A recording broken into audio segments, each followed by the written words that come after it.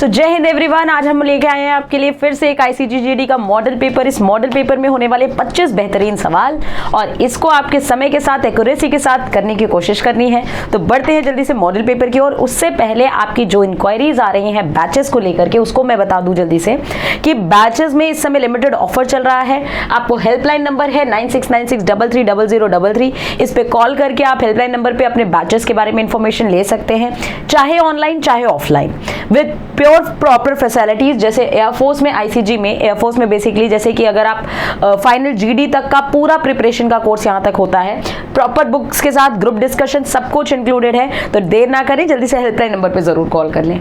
तो चलिए बढ़ते हैं सबसे पहले क्वेश्चन नंबर 1 में। क्वेश्चन नंबर 1 हमारे स्क्रीन पे आ गया है। ये क्वेश्चन दिया हुआ है कि हमारे पास अगर a की पावर x = b, ये समथिंग समथिंग दिया हुआ है। अगर ऐसी कंडीशन है तो हमसे पूछ रहा है इसकी वैल्यू क्या होगी।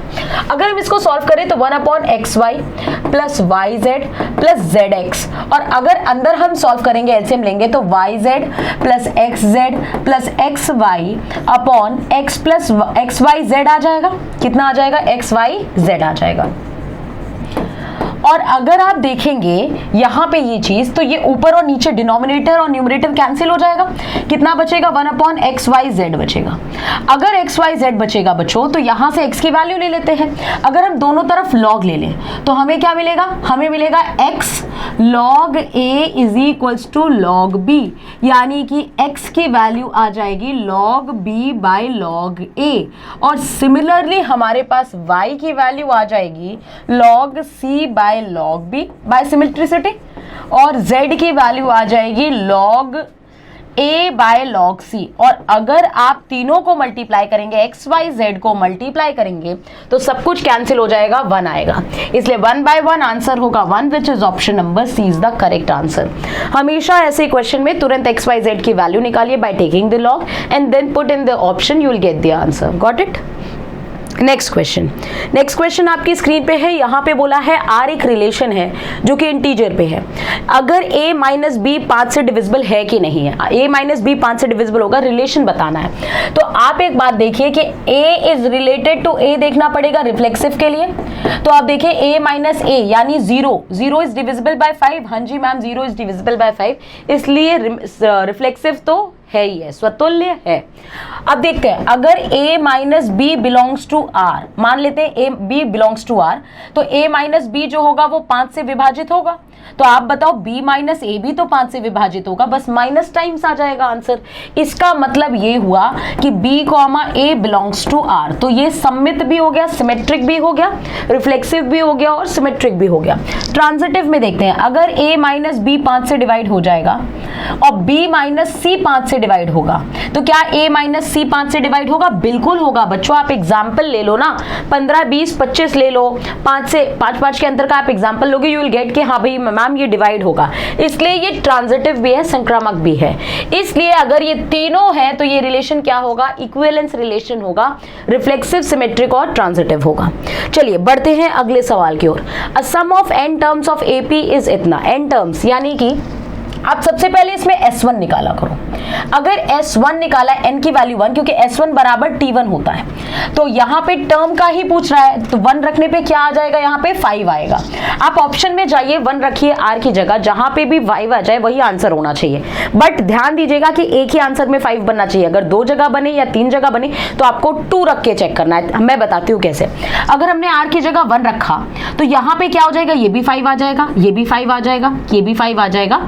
यहाँ पे अगर r की जगह हमने 1 रखा, ये 0 हो जाएगा, तो ये ऑप्शन तो कतई नहीं होगा।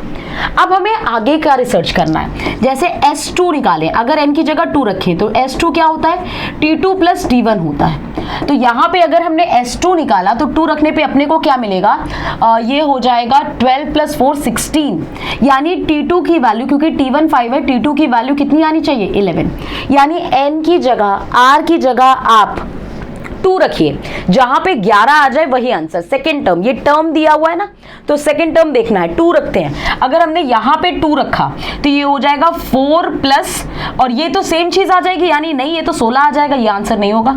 यहां पे अगर हमने 2 रखा तो ये 9 हो जाएगा, गलत बात है, हमें चाहिए 11। यहां 2 रखा तो 11 बनेगा, ऑप्शन नंबर सी इसका एकदम करेक्ट आंसर होगा। Got it? ऐसे ही आपको चेक करना होता है जल्दी।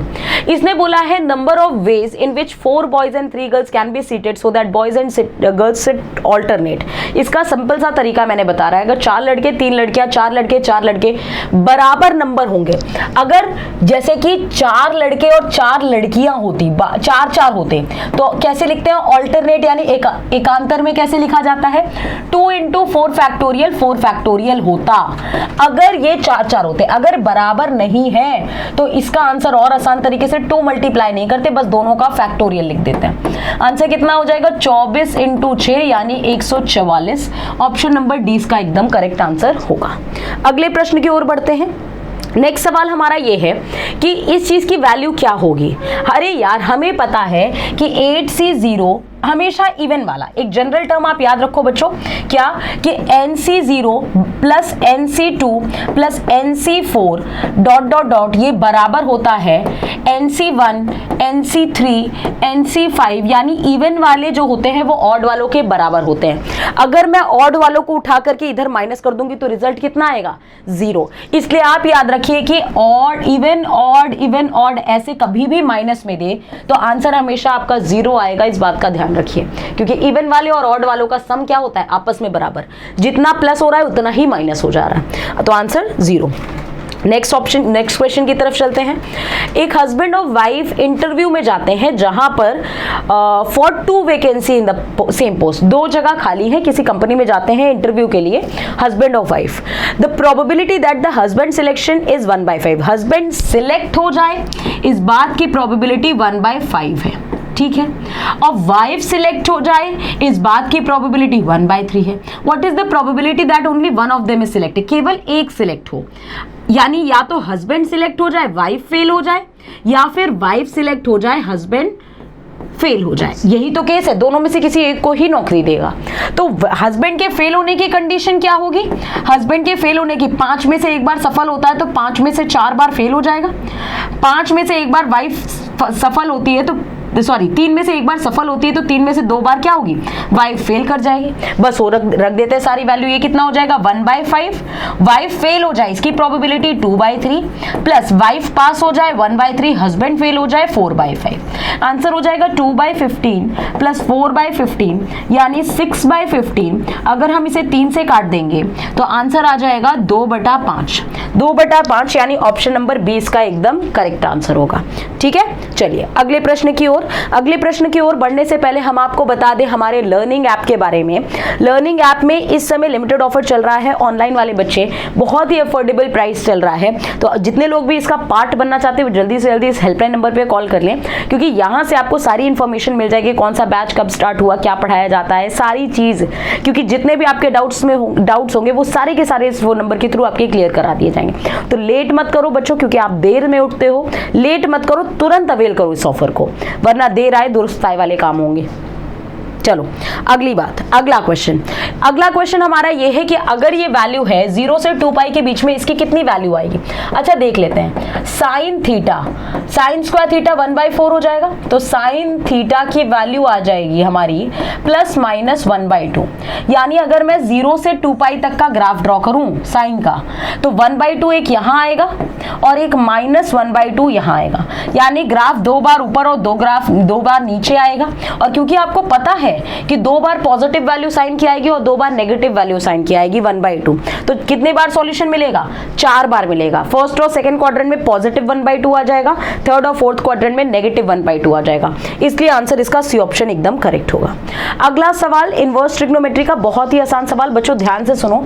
जितना भी एंगल यहां होता है उसको बराबर बांट दिया करो, सिंपलेस्ट और सिंपलेस्ट ट्रिक और अप्रोच याद रखो। 3π/2 है तो ये भी π/2 हो जाएगा, ये भी π/2 हो जाएगा और ये भी π/2 हो जाएगा। यानी x की वैल्यू 1, y की वैल्यू 1 और z की भी वैल्यू 1 हो गई। तीनों की वैल्यू 1 तो 1 + 1 + 1 कितना हो जाएगा आंसर 3। That's it. इस तरीके के क्वेश्चन में पेन उठाने की जरूरत नहीं पड़ती बच्चों, अगर आपने सही कॉन्सेप्ट पढ़ रखे हैं तो। अगला सवाल हमें दिया हुआ है b - c। अच्छा, हमें पता होना चाहिए साइन ए की जगह हम लिख सकते हैं ए के। एंगल का साइन के रेशियो और उनके साइड्स का रेशियो बराबर होता है, तो साइन बी की जगह हम लिख सकते हैं बी के और साइन सी की जगह हम लिख सकते हैं सी के। ठीक है बाबा, लिख देते हैं, कोई दिक्कत नहीं। तो यहाँ पे क्या बन जाएगा b - c ए के प्लस c - a b के प्लस a - b और ये हो जाएगा c के। When you will multiply what you will gate कि यहां से मिलेगा a b के माइनस a c के प्लस b c के माइनस a b के और प्लस a c के माइनस b c के। अब यहां से क्या होगा a c के प्लस b c के, ये सब सब सब आपस में कैंसिल हो जाएगा, आंसर आएगा 0 which is option number C is the correct answer. ठीक है, चलो अगला सवाल। अगला सवाल बोला है what should be the height of the flag where 20 metre long ladder reaches 20 metre below the flag. उस झंडे की ऊंचाई क्या होगी जहां 20 मीटर लंबी सीढ़ी झंडे से 20 फीट नीचे तक पहुंचती है। एक झंडा है, कुछ हाइट पे लगा होगा, हमने 20 मीटर की सीढ़ी लगाई तो हम क्या किए, उस झंडे की ऊंचाई से 20 मीटर नीचे पहुंचे हैं। तो आपको ये बताना है, क्या बताना है, अगर यहां से खड़े होकर के हम झंडे की ऊंचाई देखते हैं, टॉप पे angle of elevation to the top of the flag कितना है, ये है 60 डिग्री। तो आपको बताना है कि झंडे की ऊंचाई कितनी है, यानी ये हाइट अपने को निकालनी है। बच्चों जरा ध्यान से देखना, अगर ये साइड ये 20 है, ये 20 है, क्योंकि ये साइड इस साइड के बराबर है, तो ये एंगल अगर थीटा है तो ये एंगल भी थीटा होगा। अगर ये और ये थीटा है तो आउटसाइड एक्सटीरियर एंगल कितना होगा, ये 2 थीटा हो जाएगा। आप एक बात बताओ, ये पूरा 60, ये 90, तो ये 30 होगा, यानी थीटा का मान 30 डिग्री, तो 2 थीटा का मान 60 डिग्री। अगर 2 थीटा का मान 60 डिग्री तो ये एंगल, क्योंकि ये 90 है, ये 60 हुआ, तो ये कितना हुआ 30 डिग्री हुआ। फिर से एक बार रिकैप देखिए भाई, ये 60 है पूरा, ये 90, तो ये 30 होगा। और क्योंकि ये थीटा, क्योंकि ये आइसोसेलेस ट्रायंगल बना रहा है, समद्विबाहु त्रिभुज बना रहा है, ये थीटा तो ये 2 थीटा होगा। तो आप बताओ, अगर थीटा का मान 30 तो 2 थीटा का मान 60 हो जाएगा, ये 60 तो ये 30 हो जाएगा। अब एक बात बताओ, इस ट्रायंगल को अगर आप ध्यान से देखो तो मैंने आपको एक शॉर्ट ट्रिक बता रखी है कि 90 के सामने 2 यूनिट होता है, 30 के सामने 1 यूनिट होता है, 60 के सामने आपका √3 यूनिट होता है। तो 90 के सामने 2 यूनिट का मान 20 है तो 1 यूनिट का मान 10, 30 के सामने 1 यूनिट होता है, यानी ये लेंथ कितनी हो गई 10 यूनिट हो गई, पूरी लेंथ कितनी हो गई 30 यूनिट, यानी ऑप्शन नंबर 20 का एकदम करेक्ट आंसर होगा। थोड़ा सा टेक्निकल क्वेश्चन हो, थोड़ा सा बढ़िया सवाल। अगला, ओमेगा एक क्यूब रूट ऑफ यूनिटी है, तो हमसे इसकी वैल्यू पूछ रहा है 2 - ओमेगा प्लस 2 ओमेगा स्क्वायर का पावर 27। अच्छा, अगर 2 कॉमन ले ले इन दो टर्म से तो 1 + ओमेगा स्क्वायर माइनस ओमेगा की पावर 27 हो जाएगा। 1 + ओमेगा स्क्वायर माइनस ओमेगा होता है तो -2 ओमेगा माइनस ओमेगा का पावर 27, ये हो गया -3 ओमेगा का पावर 27। यहां से आएगा -3 की पावर 27, ओमेगा का पावर 27 तो 1 हो जाएगा, यानी आंसर क्या होगा, डी ऑप्शन एकदम करेक्ट आंसर होगा। गॉट इट बच्चों? चलिए आगे बढ़ते हैं अगले सवाल की ओर।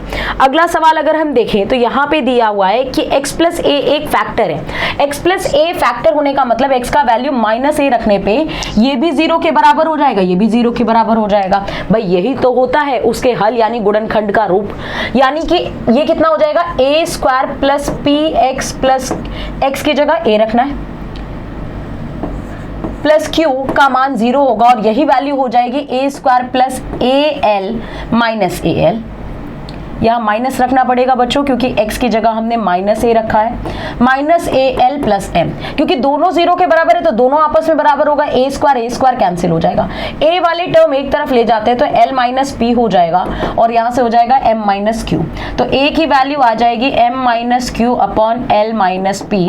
ऑब्वियसली l - p l को बराबर नहीं होना है p के। कौन सा ऑप्शन सही बैठ रहा है? ऑप्शन नंबर a सही बैठ रहा है। देखो मिला लो आप, ऑप्शन नंबर ए एकदम सही है, ए का मान आ गया।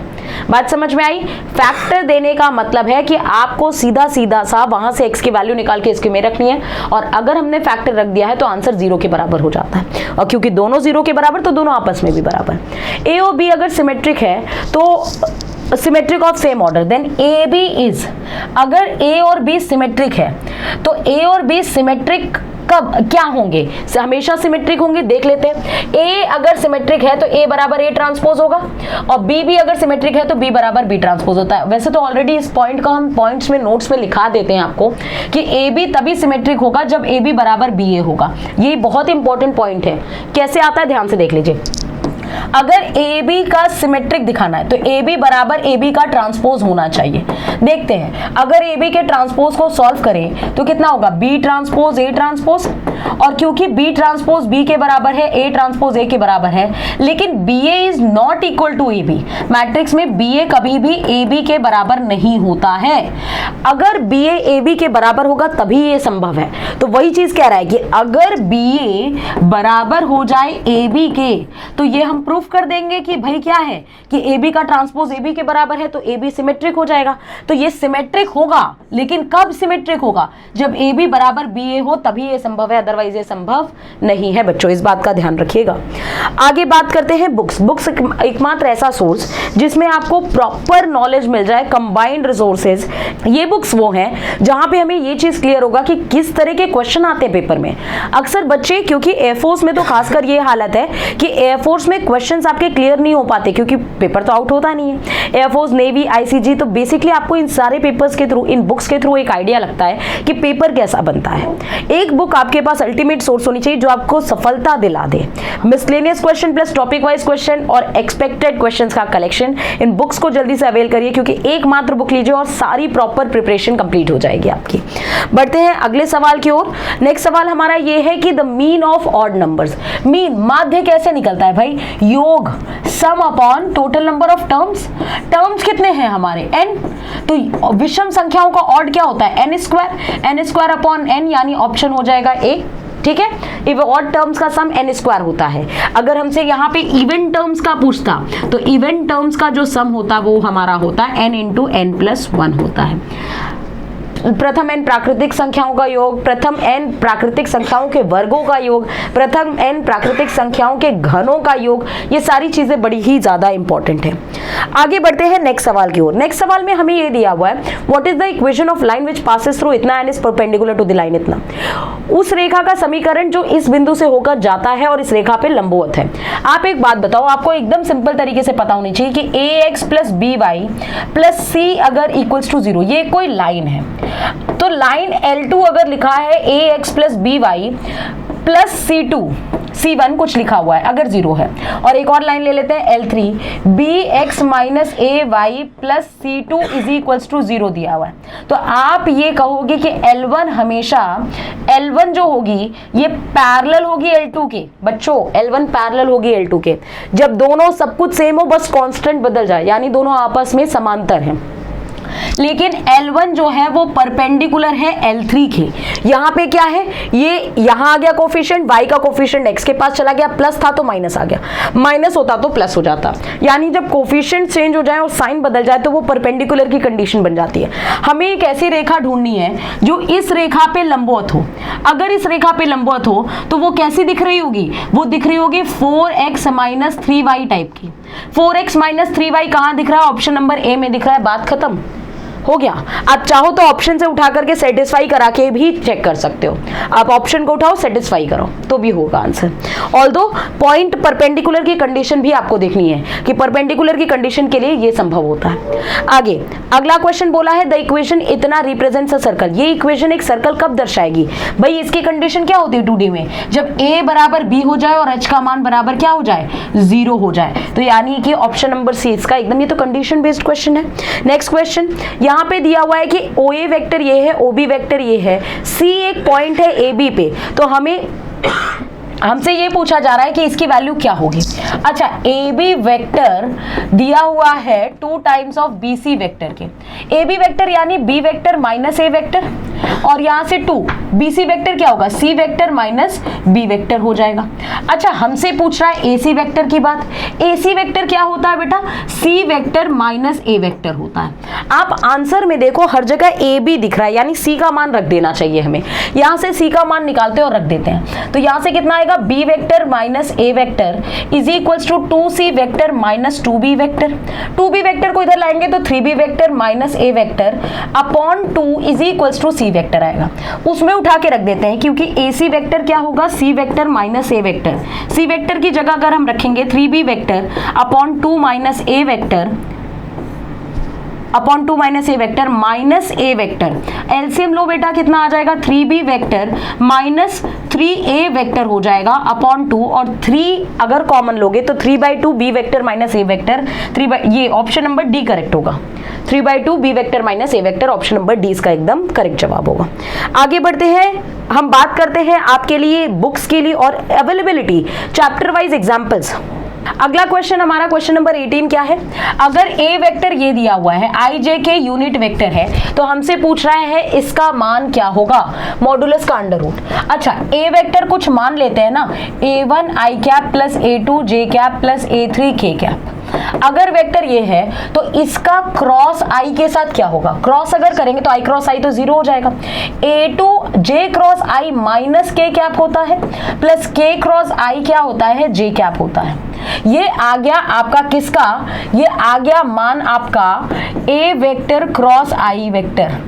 और अगर इसका मॉडुलस निकालेंगे तो इसका मॉडुलस क्या होगा, under root of A2 square plus A3 का स्क्वायर, और इसका हमें क्या करना है, वापस से स्क्वायर करना है, तो यहां से आएगा A2 square plus A3 square. ये आ गया इसका आंसर। और सिमिलरली अगर इसका निकालेंगे तो क्या आएगा, यहां से A vector cross K vector जब आप करोगे, K कैप करोगे, तो यहां से हमें मिलेगा आपका K कैप, यानी कि A1 क्या होगा, I cross J minus K cap हो जाएगा। और यहाँ पे A2 के साथ जब K क्रॉस होगा तो J क्रॉस K I हो जाएगा प्लस A2 I कैप। और अगर इसका मापांक लोगे, मॉडुलस लोगे, मॉडुलस लेकर के स्क्वायर करोगे, तो मॉडुलस लेकर के स्क्वायर करने पे क्या हो जाएगा, A1 का स्क्वायर प्लस A2 का स्क्वायर का होल स्क्वायर, यानी कि A1 square plus A2 square हो जाएगा। और जब हम इन दोनों को ऐड करेंगे तो हमें मिलेगा A1 का square plus 2 times of A2 का स्क्वायर प्लस A3 का स्क्वायर, यानी कि ऑप्शन नंबर डी इसका एकदम करेक्ट जवाब होगा। ठीक है, अगला सवाल आपको दिख रहा है, the equation of plane passing through the intersection of the plane. इन तीन समतल से गुजरने वाला आपको एक समतल ढूंढना है जिसपे ये बिंदु हो। पासिंग पॉइंट देने का मतलब काम ही खत्म। आप सबसे पहले 1 1 1 उठा करके पॉइंट रखो, जहां 0 के बराबर आ जाए वही आंसर, क्योंकि आप जिस प्लेन को ढूंढ रहे हैं उस प्लेन पे ये बिंदु 1 1 1 मौजूद है, यानी ये उसकी इक्वेशन को सेटिस्फाई करेगा। अगर हमने 1 1 1 रखा तो ये कितना हो जाएगा, ये हो जाएगा 69, 69 माइनस 69, यही आंसर है। क्योंकि और बाकी आप 1 1 1 रखिए, ना तो ये सेटिस्फाई करेगा, ना तो ये सेटिस्फाई करेगा, ना तो ये सेटिस्फाई करेगा, यानी एक्स वाई जेड की कहीं पर भी वैल्यू रखने पे 1 सेटिस्फाई नहीं हो रहा। ऑप्शन नंबर ए इसका एकदम करेक्ट जवाब होगा।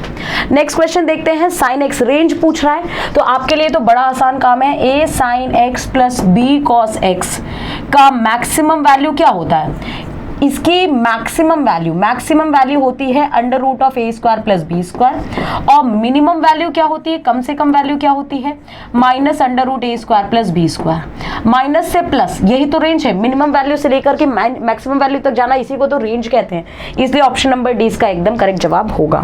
नेक्स्ट क्वेश्चन बढ़ते हैं। नेक्स्ट क्वेश्चन में हमें ये दिया हुआ है, अच्छा जितने बच्चों को नहीं पता है कि cos x minus sine x upon cos x plus sine x, ये बड़ा ही फेमस वैल्यू है, इसको याद रखिए कि tan π/4 माइनस एक्स होता है, इस बात को याद रखिए। तो इसकी जगह हम क्या लिख सकते हैं, इसकी जगह हम लिख सकते हैं लिमिट x टेंडिंग टू π/4, यहां से हो जाएगा tan π/4 minus x upon π/4 minus x, और क्योंकि π/4 की तरफ जाएगा अंदर 0 0, ये आंसर कितना आएगा 1, which is option number B is the correct answer. ठीक है, आगे नेक्स्ट क्वेश्चन की ओर बढ़ते हैं। नेक्स्ट क्वेश्चन में इसका डिफरेंशिएशन पूछा है, ठीक है कर देते हैं। तो रूट सेक रूट एक्स, अगर इसका डिफरेंशिएशन करेंगे तो 1/2 रूट सेक रूट एक्स आ गया। सेक रूट एक्स का कितना हो जाएगा, sec root x tan root x, और रूट एक्स का क्या हो जाएगा 1/2 रूट एक्स हो जाएगा। अगर 1/2 रूट एक्स होगा तो नीचे, अच्छा ये ऊपर जाएगा तो रूट सेक एक्स बचेगा, रूट सेक रूट एक्स, और इधर कितना आ गया tan रूट एक्स हो गया, और नीचे जो मल्टीप्लाई हो जाएगा ये हो जाएगा 4 रूट एक्स। और बच्चों ऐसा कोई ऑप्शन दिया है? नो, ये तो आंसर होगा ही नहीं, ये तो आंसर होगा ही नहीं। इन दोनों में से बचा।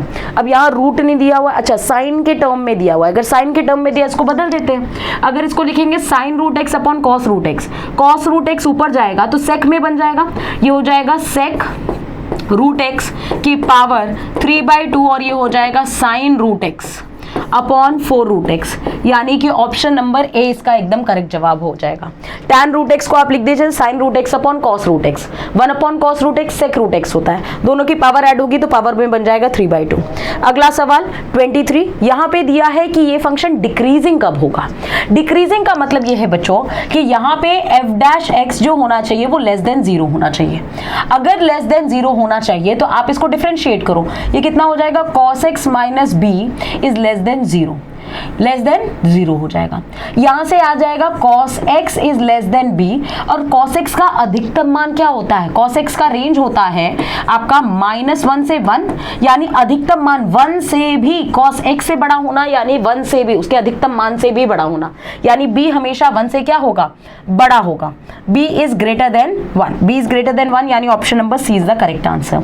ठीक है, चलिए अगला सवाल देखते हैं। अगले सवाल में हमें ये दिया हुआ है, इंटीग्रेशन इसका पूछ रहा है। अच्छा ठीक है, 1 माइनस कॉस एक्स हो जाएगा, कोसेक स्क्वायर एक्स क्या हो जाएगा, साइन स्क्वायर एक्स हो जाएगा, नीचे आ जाएगा, और ये हो गया dx। तो यहां से हो गया 1 minus cos x, sine square x क्या हो जाएगा 1 माइनस कॉस स्क्वायर एक्स हो जाएगा, dx हो जाएगा। अच्छा अगर हम इंटीग्रेट करेंगे, पहले उससे सॉल्व कर लेते हैं। 1 माइनस कॉस एक्स, क्योंकि ये ए स्क्वायर माइनस बी स्क्वायर है तो a माइनस बी और a प्लस बी में इसको तोड़ देते हैं, कॉस एक्स हो जाएगा, ये तो कैंसिल हो जाएगा। 1 प्लस कॉस एक्स बच्चों अगर आपको नहीं पता तो बहुत ही यूज्ड वैल्यू है, ये कितना हो जाएगा 2 cos स्क्वायर x/2 हो जाएगा। तो यहाँ पे अगर लिखेंगे 1 कितना हो जाएगा 1/2 cos स्क्वायर x/2 dx हो जाएगा। 1/2 कॉमन ले लेते हैं, cos स्क्वायर अगर ऊपर जाएगा तो कितना हो जाएगा sec स्क्वायर x/2 dx हो जाएगा। अच्छा ठीक है, sec स्क्वायर x का इंटीग्रेशन कितना हो जाएगा tan x/2, और x/2 जो होगा ये नीचे क्या होगा डिवाइड में आएगा, तो अगर नीचे डिवाइड में आएगा तो 1/2 कैंसिल हो जाएगा, ये नीचे 1/2 आएगा, ये कैंसिल हो जाएगा, यानी आंसर होगा tan x/2 plus c, which is option number a is the correct answer. ठीक है, कुछ वैल्यूज आपको डायरेक्टली याद होनी चाहिए। Last but not the least question, last question में दिया हुआ है हमें इसका डेफिनेट इंटीग्रेशन निकालना है। तो एक काम करते हैं, tan इनवर्स x को हम t मान लेते हैं। क्यों? क्योंकि इसका डिफरेंशिएशन यहाँ नीचे दिख रहा है। अगर इसको माना तो 1/1 प्लस एक्स स्क्वायर की वैल्यू आ जाएगी dt, dx बराबर dt। अच्छा अगर x की वैल्यू 0 होगी तो t की वैल्यू 0, अगर x की वैल्यू 1 होगी तो t की वैल्यू π/4 होगी। ठीक है, इंटीग्रेशन रख देते हैं 0 से π/4, और e की पावर t dt हो जाएगा। e की पावर t का इंटीग्रेशन कितना होगा, e की पावर t लिमिट रख दीजिए 0 से π/4, तो π/4 e की पावर π/4 हो जाएगा, माइनस e की पावर 0 हो जाएगा। e की पावर 0 कितना होता है 1, यानी आंसर हो जाएगा e की power π/4 minus 1, which is option number a is the correct answer. Got it? तो ये थे आपके बेस्ट 25 क्वेश्चन, और ऐसे ही सीरीज हम कंटिन्यू करते रहेंगे। हमें वीडियो के सेक्शन में प्यार बहुत सारा दें, और साथ ही साथ कमेंट जरूर करें, और वीडियो को लाइक शेयर भी जरूर कर दें, क्योंकि ऐसे ही वीडियोस लाते रहेंगे हम आपके लिए। अगर आपको इसमें कुछ और इंप्रूवमेंट चाहिए, या आप चाहते हैं कि कोई पर्टिकुलर टॉपिक कवर हो, या शॉर्ट वीडियोज लाई जाए, फॉर्मूले बेस्ड सीरीज लाई जाए, तो हमें कमेंट सेक्शन में जरूर बताइएगा, क्योंकि कमेंट सेक्शन एक वे होता है कम्युनिकेशन का। तो मिलते हैं बहुत जल्दी एक नए मॉडल पेपर के साथ। टेक केयर, जय हिंद, जय भारत।